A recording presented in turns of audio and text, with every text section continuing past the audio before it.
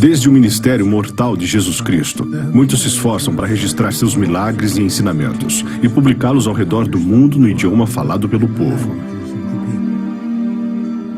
Jerônimo viajou para Belém no século IV e, como requerido pelo Papa, dedicou toda a sua vida à codificação da tradução da Bíblia em latim, que dominou o cânone católico por 1600 anos. 1000 anos mais tarde, John Wycliffe traduziu a versão de Jerônimo da Bíblia em latim para o inglês e estimulou sua propagação pela Inglaterra. 150 anos mais tarde, William Tyndale, na Inglaterra, e Martinho Lutero, na Alemanha, usaram a versão original em grego e hebraico para traduzir a Bíblia para o vernáculo popular. Ninguém podia imaginar a controvérsia que esse ato causaria, especialmente na Inglaterra. Mal sabiam eles que as palavras libertadoras do Príncipe da Paz pudessem gerar tamanha tempestade de fogo, em cujo epicentro se incendiava o insaciável libido do rei Henrique VIII. O fogo da fé. Mártires de um livro.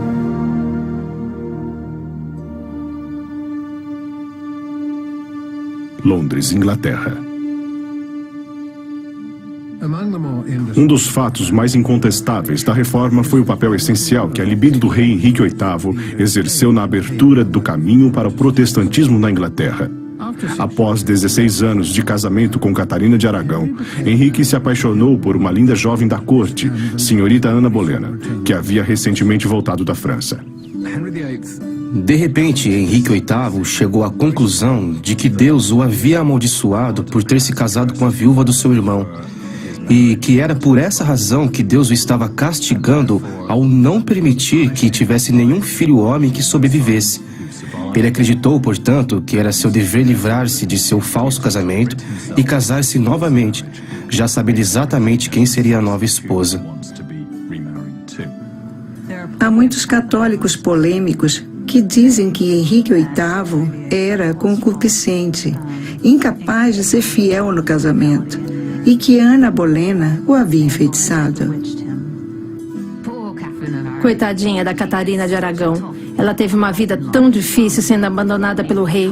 Ela foi o primeiro membro do Clube das Desquitadas. Sem ter culpa alguma, ela foi vítima de sua própria infertilidade. A descrição básica do papel de qualquer rainha no início do período moderno era ter um herdeiro para que a segurança da nação continuasse estabelecida no futuro. E isso é algo que ela não consegue fazer. Apesar de inúmeras tentativas e abortos, ela dá à luz a uma filha, Maria. Mas não era o que o rei esperava.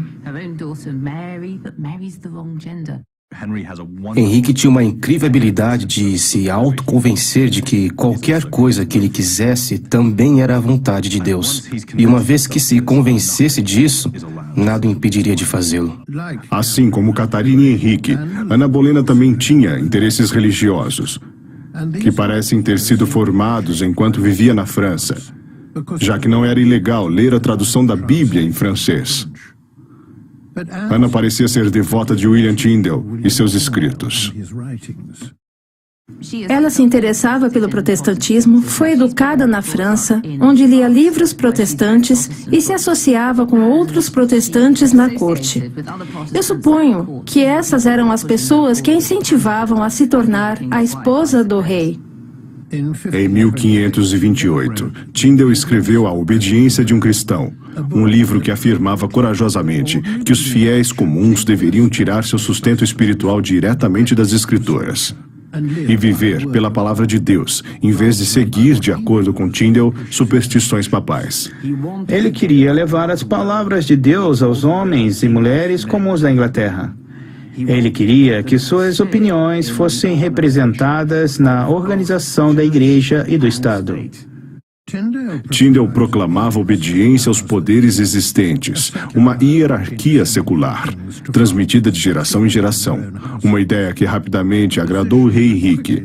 O livro foi apresentado ao rei Henrique por Ana Bolena.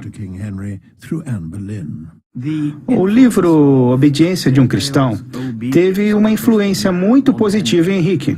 Essa é uma publicação para ser lida por todos os príncipes da Europa. Foi um livro muito reconfortante para ele, porque príncipes poderiam agora governar não apenas por direito divino, o que continuariam fazendo, e até mesmo Tyndale não negava isso, mas governariam também com o consentimento da população. Com o passar dos anos, isso se transformou na convicção de que Deus o havia ordenado como chefe supremo da Igreja da Inglaterra, segundo em hierarquia, estando somente abaixo de Cristo, não aceitando nenhuma autoridade humana, mas exercendo a autoridade de Deus em seu nome sobre a Igreja da Inglaterra. Pode-se dizer que a sua reforma tinha motivos parecidos com a reforma de Martim Lutero. Ambos sentiam que Deus estava enfurecido e que precisava ser apaziguado e que a retidão precisava prevalecer. Henrique era um homem virtuoso, um homem com consciência, o que significa que o que for que sua consciência lhe diga, ele deve obedecê-la. E sua consciência, de acordo com o dramaturgo Robert Bolt, era voraz. O poder da palavra. Alemanha, 1525.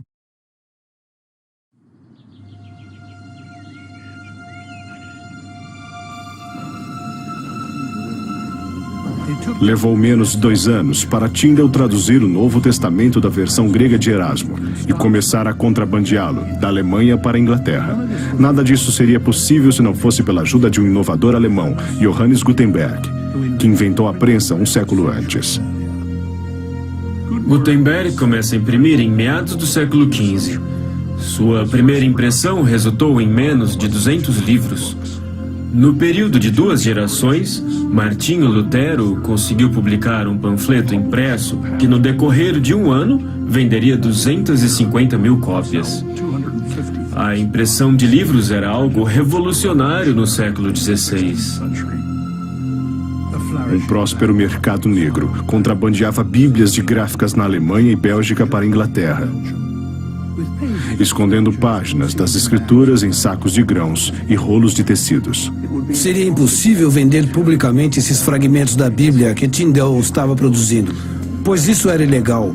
Então a única opção era contrabandeá-los como se fossem drogas, e as autoridades inglesas as consideravam da mesma maneira que as autoridades aduaneiras e governamentais do mundo moderno consideram o contrabando de heroína ou qualquer outro tipo de droga. E é claro que para a igreja seria um veneno da mesma forma. Trazer essas traduções heréticas da Bíblia era uma maneira de contaminar a sociedade. Elas podem ser proibidas, mas ao serem proibidas, o resultado é um certo aumento de preço e a formação de uma rede de contrabandistas cujo trabalho era trazê-las para a Inglaterra. Então, mesmo com a proibição, há um escoamento constante de livros ilegais para a Inglaterra, vindos da Alemanha, Holanda e outros países. Os bispos conseguem queimar os livros que encontram, publicar listas de livros proibidos e conseguem prender todos os que fossem encontrados com tais livros. O que não conseguem é interromper o fluxo de livros. Eu acredito que os impressores sempre buscam um mercado mais líquido. Devemos lembrar que quando as impressões começaram, as primeiras impressões eram de livros que as pessoas compravam, isto é, livros que a igreja queria que eles lessem, como por exemplo, livros litúrgicos, livros para adoração. Mas durante a reforma, acredito que a situação mudou um pouco. Existem as gráficas que querem lucrar, mas que também querem ser divinas, que querem agradar a Deus, e certas gráficas em Antuérpia, na Bélgica, que imprimiam para o mercado inglês, mas o faziam com a consciência de que também estavam realizando a obra de Deus. Eles sabem que este é um texto cristão, e a noção de que isso poderia estar disponível no idioma popular para que o povo comum pudesse ler, causa um grande fascínio, principalmente porque as versões impressas eram vendidas por um preço acessível, e isto acontecia em qualquer lugar da Europa. Para onde a reforma se espalhava, um de seus apelos mais poderosos era: você pode ler a Estado. Pessoas comuns podem ter acesso a ela, podem usá-la para buscar a Deus e também para criticar a igreja.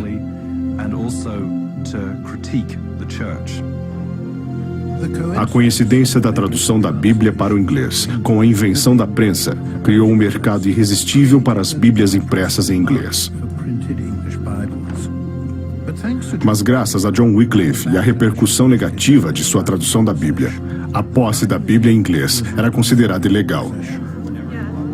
A única maneira de comprar uma Bíblia era literalmente por debaixo da mesa, no mercado negro, da mesma maneira que alguém compraria drogas ilegais nos dias de hoje. O problema da Bíblia que William Tyndale havia criado era o fato de que ele o fez sem autorização da igreja. E a igreja estava muito assustada com o que estava acontecendo em outras regiões da Europa. Em outros lugares da Europa, havia uma reforma se formando, a reforma de Martim Lutero, em Zurique.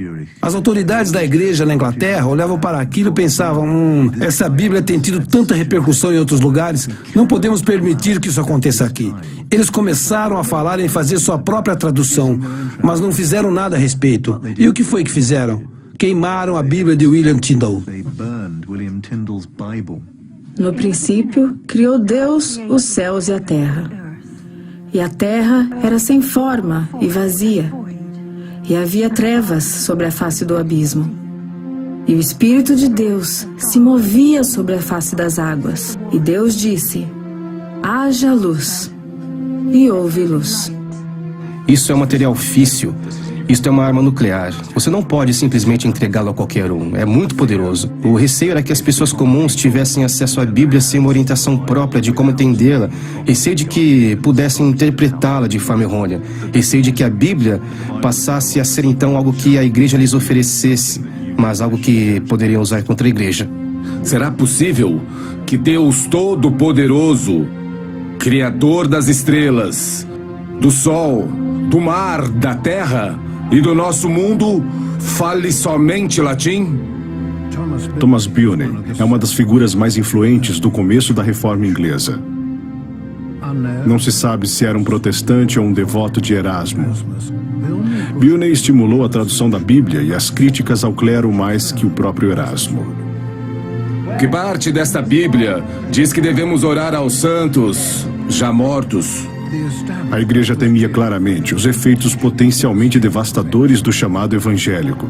Então teve que agir para silenciar as vozes da dissensão. Era necessário defender essa instituição que unia as pessoas a Deus, que unia toda a Europa a Deus. Era essa a atitude de Sir Thomas More, por exemplo, uma das mentes mais brilhantes do seu tempo, um homem interessado na reforma, mas, no final, muito mais interessado na união, chamada por ele de União Católica da Europa. Onde é que diz que nossas obras nos salvarão? Thomas Bilney, ou Pequeno Bilney, como era conhecido por seus amigos, foi literalmente arrastado do púlpito enquanto pregava uma homilia e foi preso. Apenas a verdade contida na Bíblia! Ele pregava fervorosamente contra a corrupção do clero no final dos anos 1520. Ele é preso e, depois de ser colocado sob excruciante tortura, é forçado a retratar-se e a confessar seus erros. Após isso, ele fica com a consciência bastante pesada, sentindo que havia traído a Deus e a Jesus Cristo. Tyndale começou a se preocupar com sua segurança e se mudou da Alemanha para a Bélgica, onde se associou com um de seus amigos de Cambridge, John Frith, de quem recebeu ajuda para traduzir o Velho Testamento, do hebraico para o inglês. Frith havia fugido para Antuérpia, depois de sobreviver a um episódio no qual ele e 8 acadêmicos de Oxford foram presos por atos considerados heréticos, principalmente por terem lido a Bíblia em inglês. 3 colegas de Frith morreram durante seu encarceramento. Fizemos um bom trabalho juntos, John. Foi uma honra, Mr. Tyndale. Quando chegou a época de levar as traduções para que fossem publicadas na Alemanha, Tyndale fez a viagem no lugar de Frith, pois sabiam que os espiões do Império Romano estariam esperando por eles na Alemanha. E ao contrário de Tyndale, Frith era casado e tinha filhos. Rei versus Papa.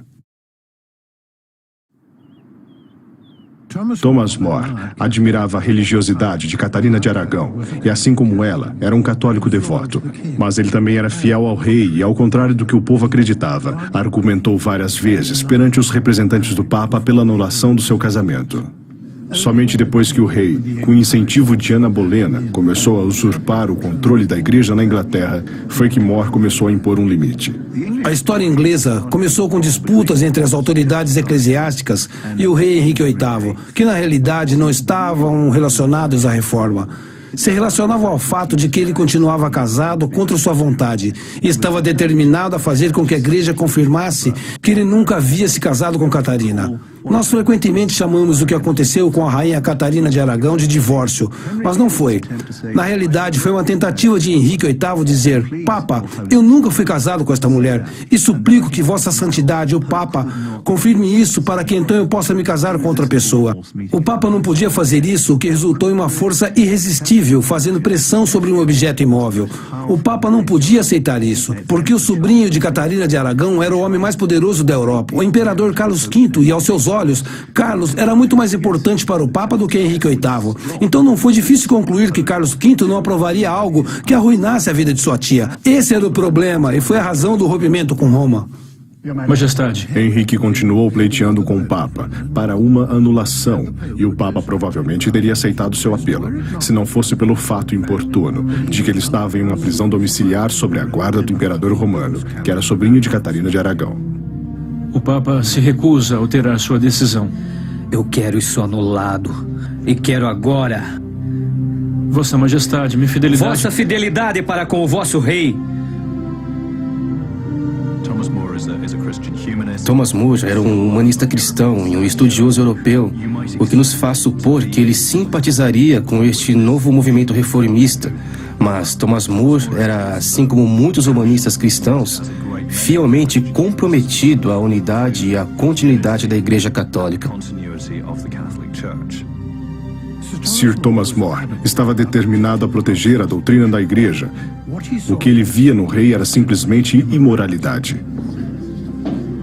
More demorava para se decidir, mas por fim se recusa a obedecer o rei. Um rei desejando despejar a mulher que foi fielmente casada com ele por quase 20 anos, somente porque está cansado dela e porque queria ter um filho. Casamento é sagrado. Eles prometeram fidelidade um ao outro e isto deve ser permanente. Eu vejo More como um homem enigmático. Porque de um lado temos o enigmático e irônico More, que escreveu Utopia.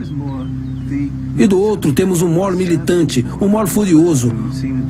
O homem que realmente se açoitava como um ato de penitência.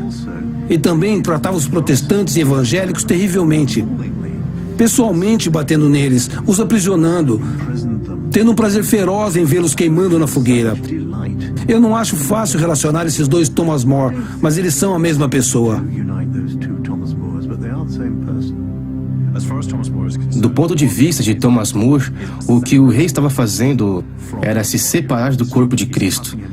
Ele estava se afastando do mundo cristão da época, que já existia há séculos. More acreditava que, se ele concordasse com o rei, ele estaria fazendo o mesmo. O preço da heresia. Prisão da Torre de Londres, 1529.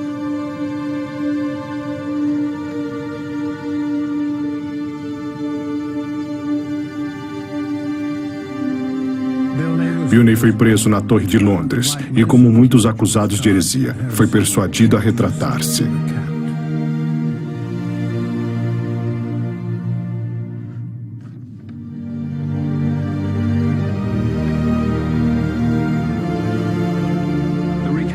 Sua retratação é ambígua. Lhe permitem se esquivar um pouco, mas isso faz com que fique com a consciência pesada. Ele acredita que traiu a Deus, que traiu a Cristo. Enfim, ele decide ir para Jerusalém. Para ele, Jerusalém era a cidade de Norwich, onde o bispo perseguia ferozmente a heresia e os hereges. Vianney vai até lá para pregar, reconhecendo que isso seria praticamente um ato de suicídio. Holanda, 1529. Na mesma época em que Vianney pregava sua versão de reforma na Inglaterra, Tyndale viajava da Bélgica para a Alemanha com a tradução dos primeiros 5 livros do Velho Testamento, que haviam sido traduzidos por ele e por Fred. O barco de Tyndale afundou perto da costa da Holanda, no caminho entre a Bélgica e a Alemanha. Toda a tradução dos primeiros 5 livros do Velho Testamento foi perdida no mar. Tyndale conseguiu chegar em Hamburgo, onde encontrou-se com um de seus colegas de Cambridge, Miles Coverdale. Eles retraduziram as páginas perdidas do Velho Testamento, enquanto hospedados na casa de uma viúva rica, Margaret von Emerson, cujo irmão era íntimo de Martinho Lutero. Ela trabalhava como padroeira e os protegia com um teto sobre suas cabeças e com alimento, permitindo assim que continuassem seu trabalho. Esse era o seu papel. No entanto, Tyndale não se contentava apenas com o trabalho de tradução.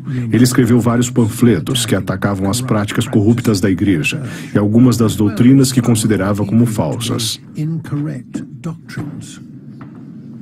Thomas More via Tyndale como uma versão inglesa de Lutero e viu os dois como inimigos do Estado e da Igreja da Inglaterra.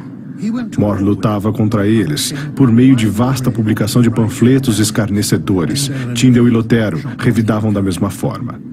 Mestre More acredita que seus erros estão sutilmente ocultos, que homem algum consegue encontrá-los. Mas com caridade eu exorto a... É para mim assombroso que qualquer homem cristão se queixe pela queima de tal livro, chamado de o Novo Testamento. Procuro apenas uma coisa, que preeminência seja dada às Escrituras divinas. Julgue, leitor cristão, se é possível que ele seja melhor do que uma besta, de cuja boca tão selvagem e imunda espumam blasfêmias contra as cerimônias sagradas e os sacramentos abençoados de Cristo. Tyndale sentia profunda saudade de sua terra natal e conseguia sobreviver à vida de fugitivo somente devido à sua sincera crença religiosa.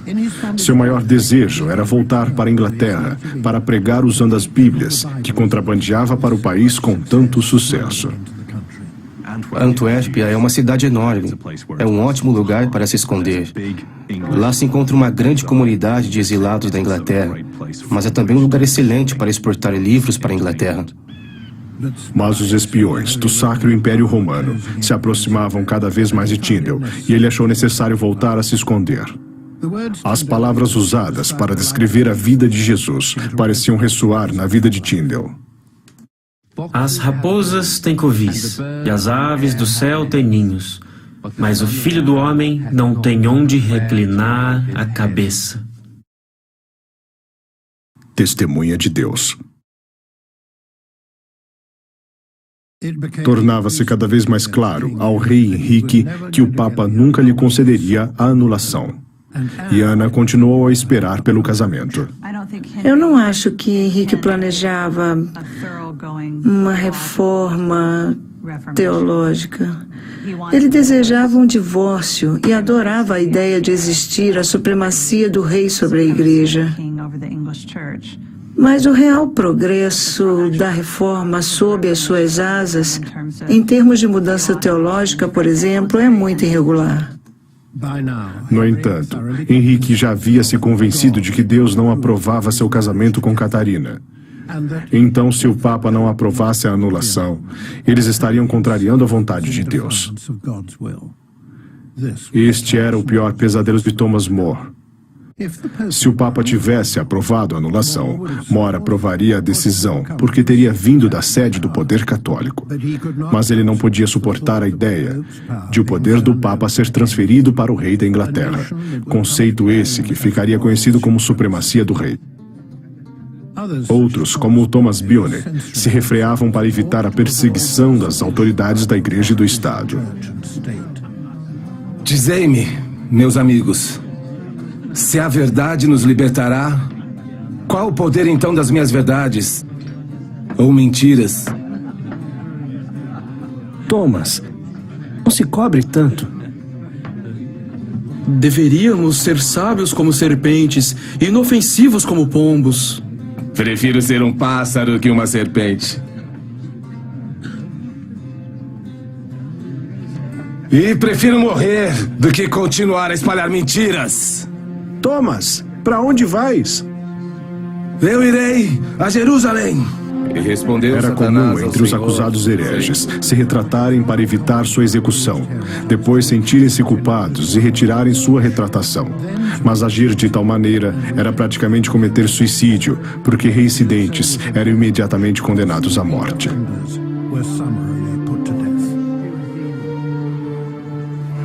Esta é a palavra de Deus.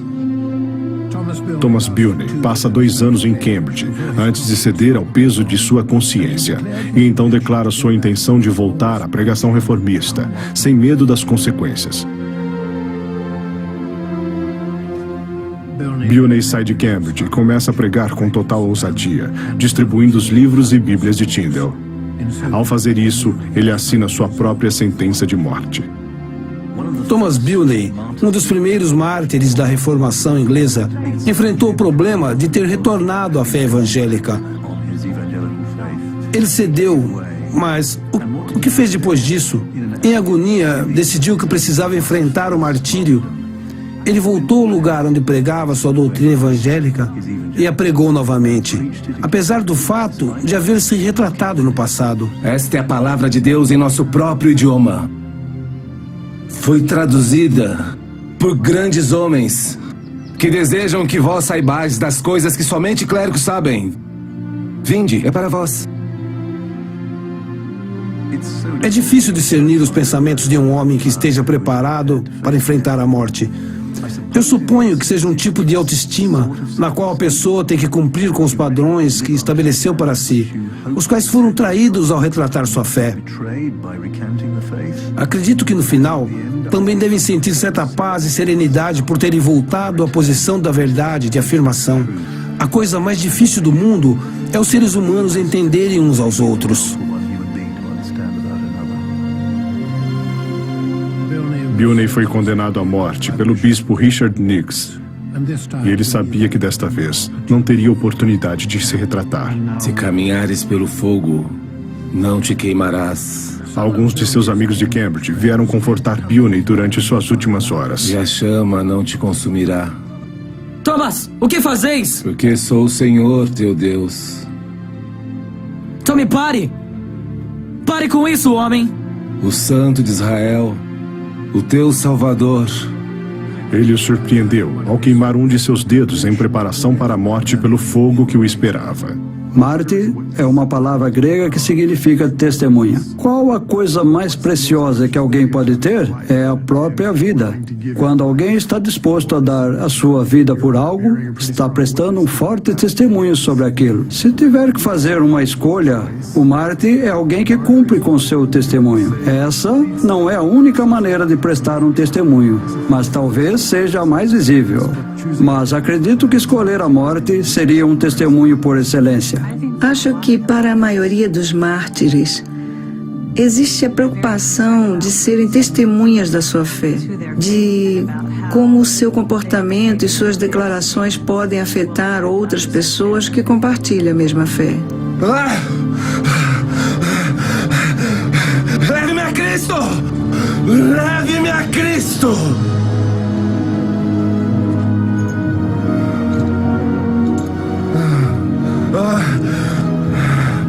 Obrigado, Senhor.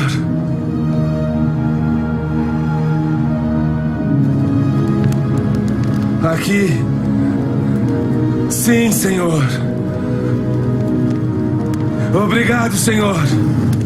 Obrigado, Senhor Jesus.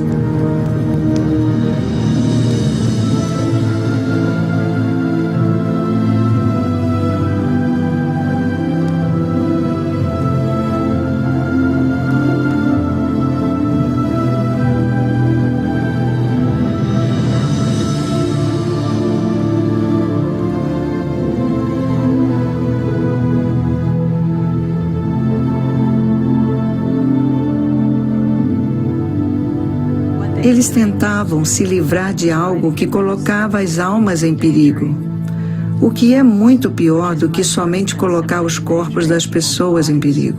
Morrer queimado parece horrível, mas é apenas um de muitos métodos horríveis de execução já inventados. Se eu fosse executado hoje, preferiria ser queimado numa fogueira do que ser torturado na roda, uma prática bastante comum na França até o século XVIII.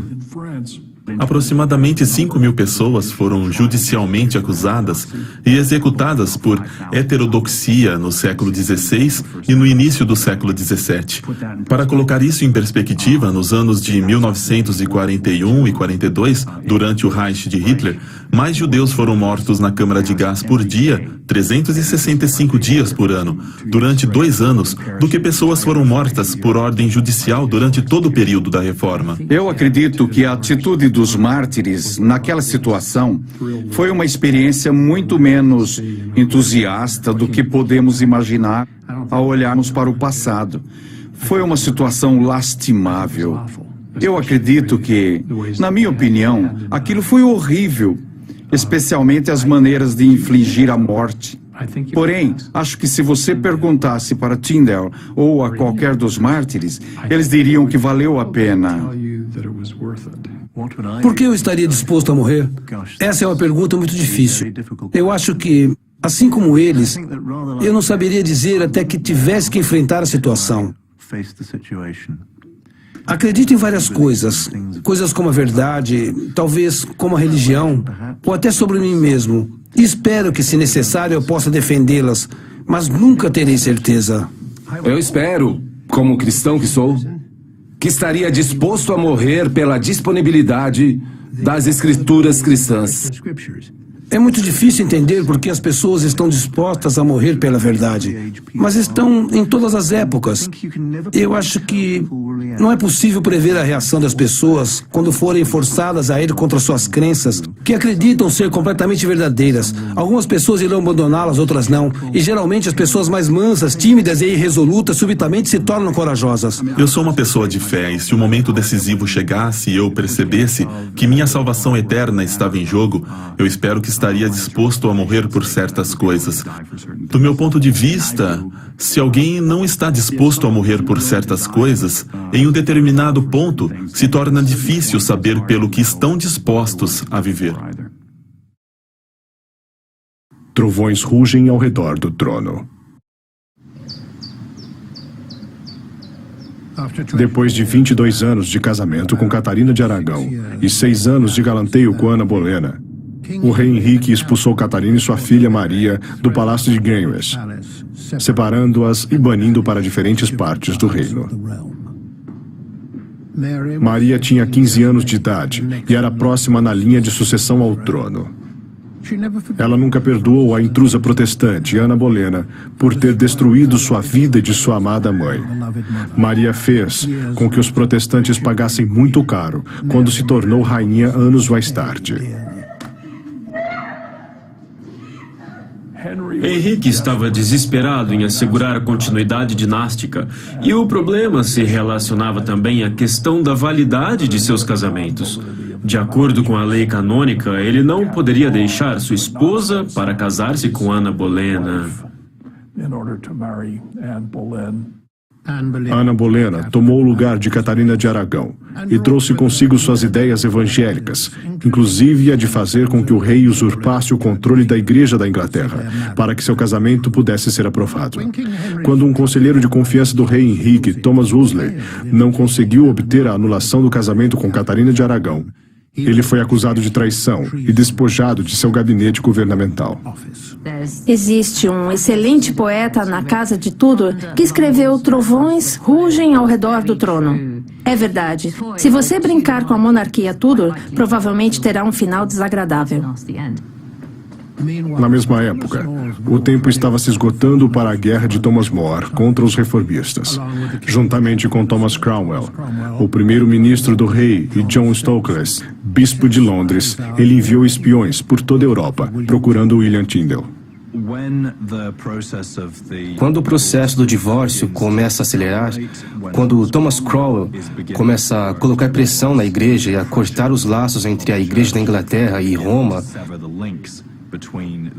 Moore despacha espiões atrás de Tyndale e escolhe um de seus amigos para o serviço. E Steve Volkin, que tem ligações com os comerciantes de Antuérpia e consegue identificar contatos para encontrar Tyndale.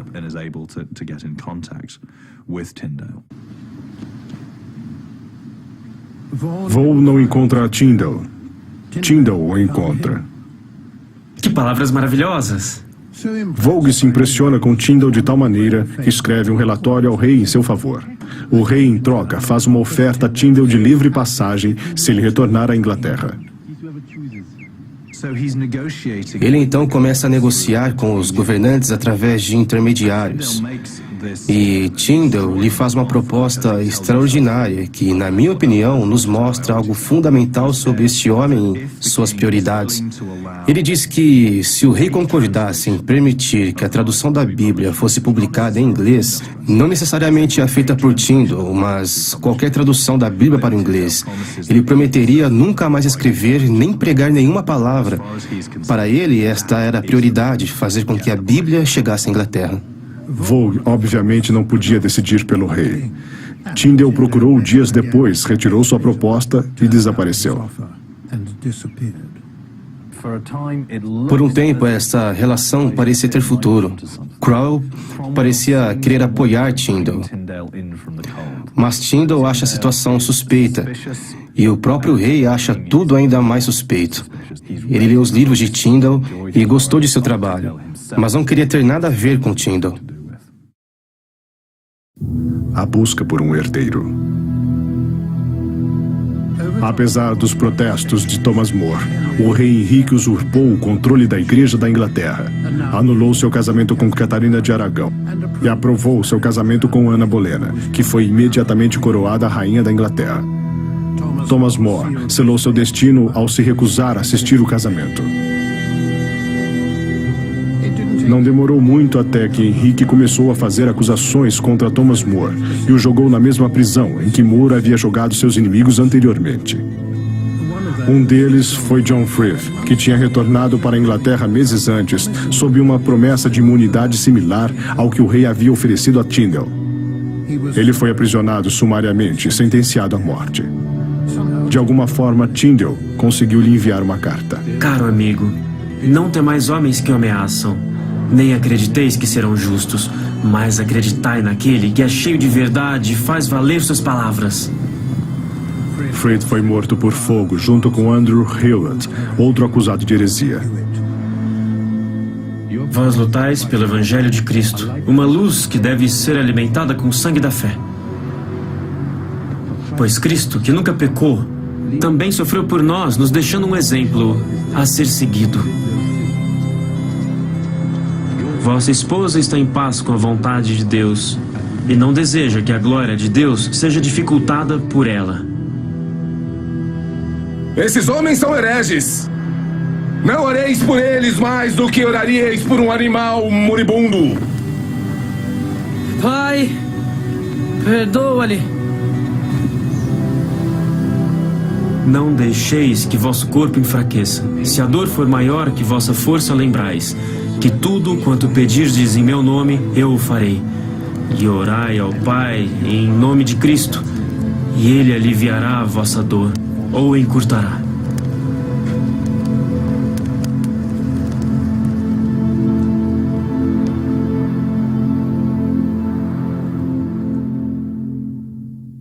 O preço da condenação.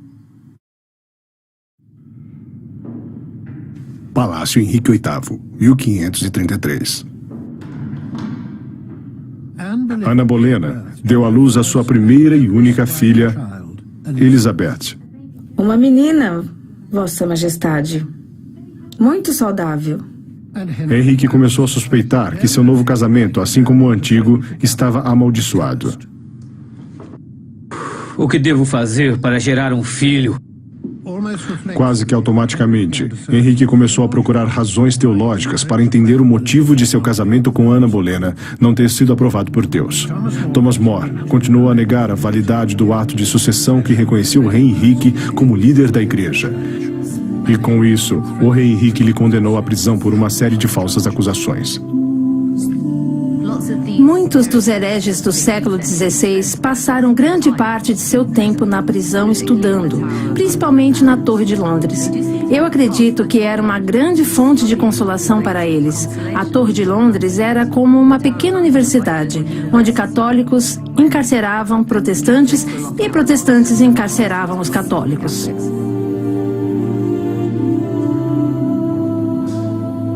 More sabia que seu destino já havia sido traçado, quando apareceu perante o tribunal e descobriu que o pai, o irmão e o tio de Ana Bolena eram 3 dos 4 juízes. Thomas More, vós fostes acusado de heresia. Tende algo a dizer? Na mesma época, um dos espiões de More ofereceu ajuda a Tyndale.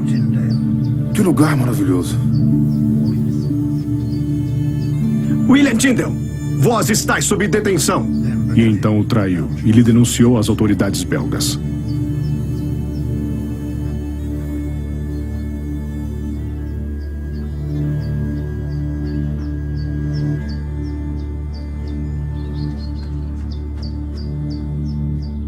Ele foi preso no castelo de Vilvoorde, perto de Antuérpia. A primeira esposa do rei Henrique, Catarina de Aragão, foi separada de sua filha e banida para um castelo distante e úmido, onde começou a ter problemas de coração.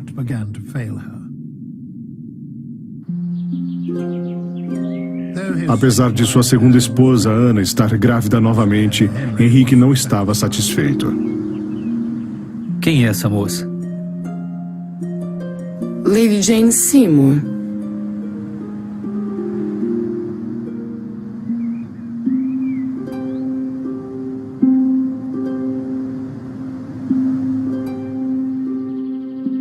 No mesmo ano, após 16 meses na prisão, Tyndale fez um simples pedido. Eu imploro a Vossa Senhoria, em nome do Senhor Jesus, que se devo permanecer aqui pelo inverno, Vossa Senhoria diga ao comissário que faça a gentileza de enviar-me, dos meus pertences que estão com ele, um chapéu contra o frio. Visto como sinto muito frio na cabeça e sou afligido pela contínua tosse, que aumentou muito nessa cela. Também uma capa de inverno, pois a que tenho é muito fina. Também uma peça de roupa para agasalhar minhas pernas. Permitam-me ter uma lâmpada à noite. É aterrorizador ficar sentado sozinho no escuro. Mas antes de tudo, peço que ele gentilmente me permita ter uma Bíblia hebraica, uma gramática hebraica e um dicionário hebraico para que eu aproveite o tempo estudando a Bíblia. Mas se qualquer outra decisão foi tomada a meu respeito para ser executada antes do inverno, terei paciência aceitando a vontade de Deus. Para a glória da graça do meu Senhor Jesus Cristo, cujo Espírito eu oro, que possa dirigir sempre o vosso coração. Amém. William Tyndale.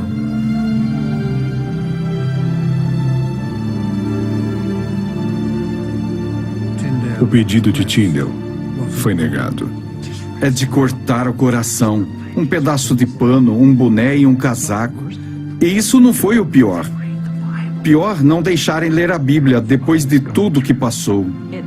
Parece que Tyndale queria continuar seu trabalho, principalmente a tradução das escrituras em hebraico.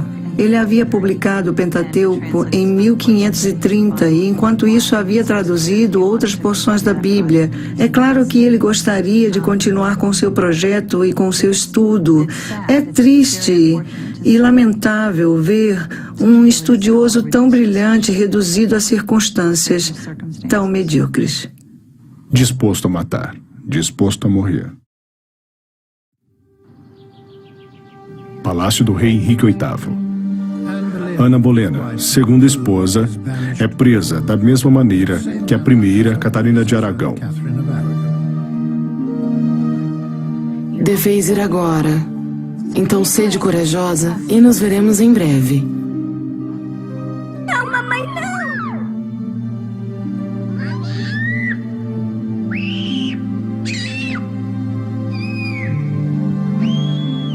Não ouvis isso, Henrique? Não ouvis nossa filha chorando? Ela é a vossa filha. Eu sou vossa esposa.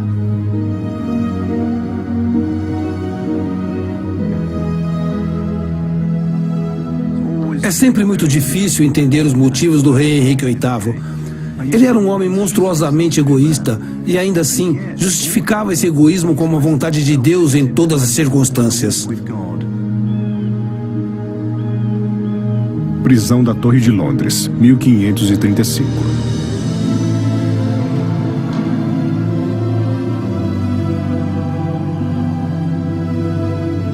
É a hora.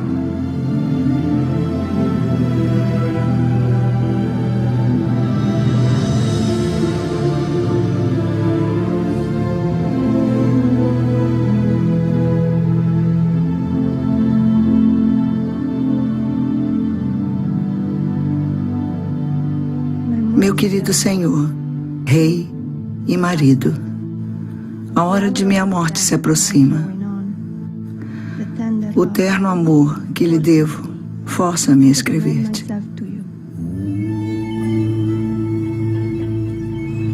Vilvoorde, Bélgica, 1536.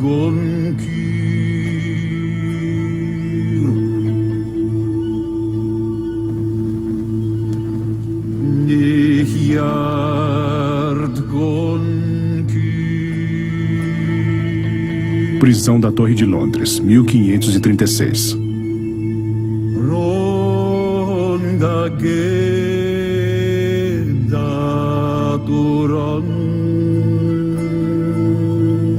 Andai com vigor, senhoritas. Estamos indo a uma execução, não a um funeral.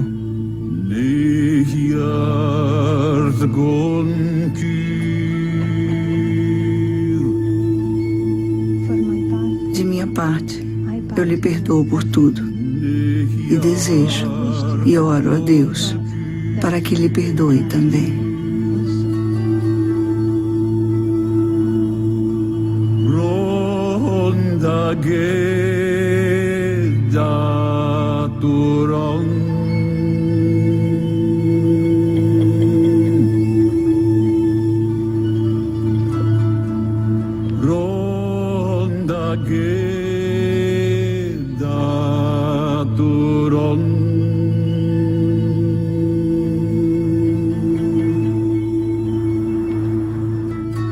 Deus abençoe a rainha. Deus abençoe a rainha. Retrate-se! Ainda tens tempo! Deus te abençoe. Deus abençoe. Deus te abençoe, rainha.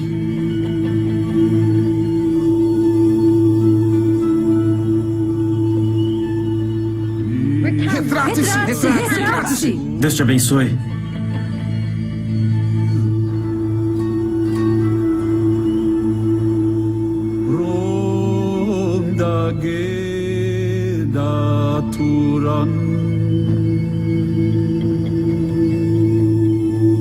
Não precisarei mais disso. William Tyndale, também conhecido como Hutchins, estás condenado por heresia e sentenciado à morte por estrangulamento e fogo. Eu te perdoo, aqui e agora. Não temais vossa função, pois vou para Deus. E por fim, lhe envio nossa filha, Maria, implorando que sejais um bom pai para ela.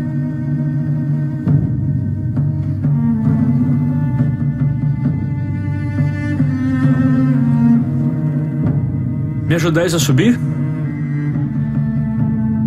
Mas para descer, não precisarei de ajuda.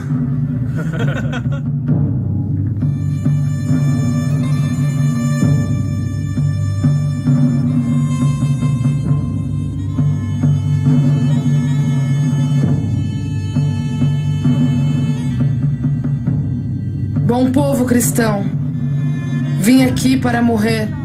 De acordo com a lei e pela lei, fui julgada para morrer. E por isso, não vou falar contra ela. O rei me pediu que fosse breve. E como sou um obediente servo do rei, breve serei. Mas oro a Deus para que salve o rei e que ele tenha um longo reinado sobre vós, pois nunca houve um príncipe tão gentil e misericordioso. E assim deixo o mundo e todos vós E sinceramente desejo que todos rezem por mim. Eu sou leal e fiel ao meu rei. Mas Deus primeiro. Deus vos abençoe. Senhor, tenha piedade de mim. A Deus eu entrego minha alma.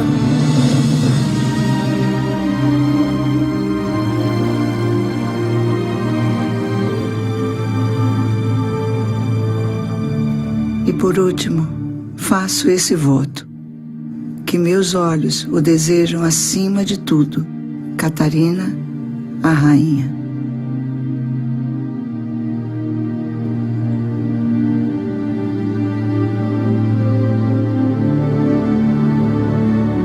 A Jesus Cristo entrego minha alma. Senhor Jesus, receba minha alma.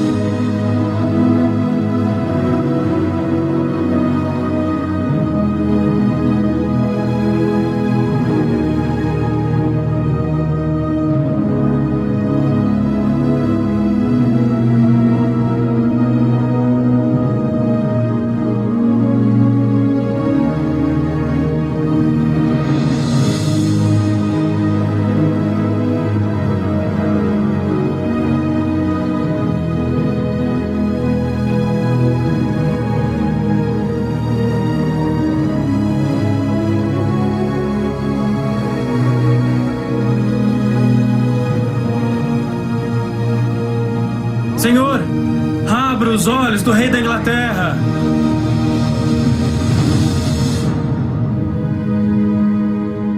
Vossa Majestade, acorde, levante. A rainha morreu. Sois o rei da Inglaterra agora. Prepare os cavalos. Iremos a Londres.